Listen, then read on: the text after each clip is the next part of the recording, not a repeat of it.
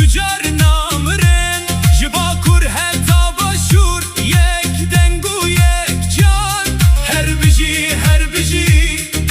şêrên Kurdistan.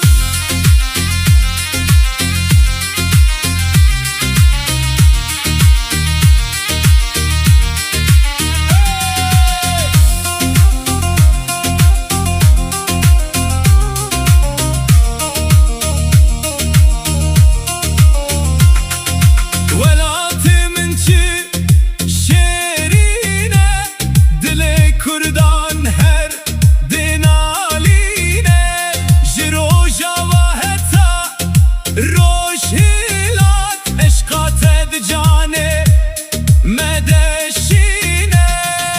Dest bidin destan govendê bigirin Kurdistan yeke em tüccar namrin ji Bakur heta başûr yek deng û yek can her bijî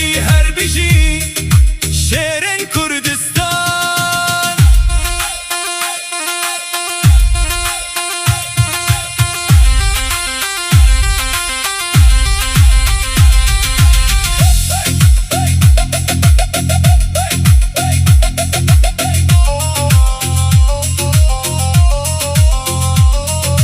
Gestê hev bigirin her çar parçe bînin yek em Kurdin herkes dizanî dilê me lê dixewek ji bo ala rengî ji bo canê Kurdistan azadî nêzîke dengê me gihîşt her derê cîhan.